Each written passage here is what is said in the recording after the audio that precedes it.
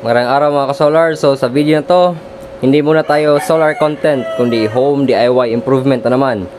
So finally no, gagawa na natin siya ng permanent setup. Itong aircon natin kasi kita nyo naman, nakapatong lang yan sa karton tapos nilagyan ko lang ng mga kahoy para mag-level siya. So hindi talaga kaaya-aya tignan, tapos hindi talaga siya bagay na setup.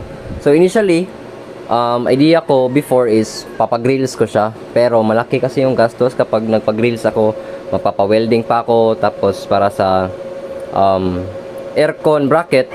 So ginawa ko, tumingin ako sa Shopee at nakita ko to. Isa po itong aircon bracket, good for 1 HP aircon. So price po nito is around 900. Plug and play na po ito. Maganda na po ito, naka-welding. So unbox natin later. Meron din siyang kasama ng mga dyno bolts para sa pag-mount natin dun sa semento. Tapos bumili na rin ako ng mga WPC panels. Bale, ito yung mga PVC na mga panels, no. So bale, instead of that insulation foam, replace natin siya ng WPC panels. So hindi natin siya dyan ilalagay dun sa kabila na pwesto, para yung buga na hangin na mainit is papunta na dito sa labas, hindi siya dito sa may inner part, kasi dito kasi ating mga inverter, no. So dapat presko yung ating mga inverters. So yan ang gagawin natin today. So tara, unbox muna natin to. Pakita ko sa inyo kung ano yung forma nila. So ito siya guys, yung bracket natin. So kasyang-kasya na yan yung ating 0.7 HP. So actually meron din silang size na 0.4 para sa mga 0.5 at 0.6, pero maliit yun, di kasya ang ating 0.7.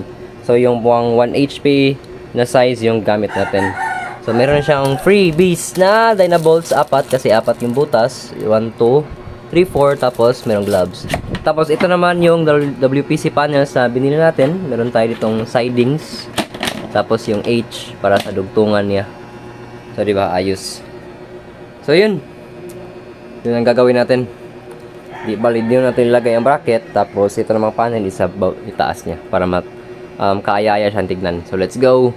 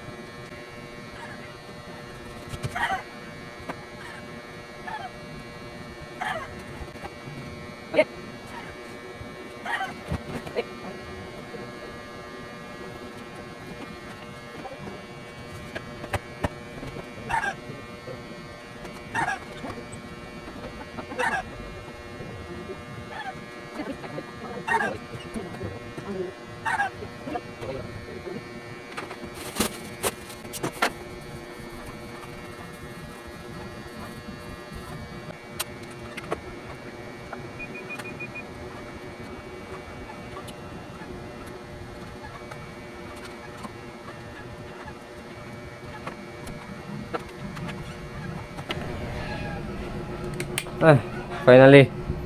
Tapos na. So, ito na siya guys. O, diba? Mas ayos siya tignan. Ay. All goods. Ganda ng WPC panels.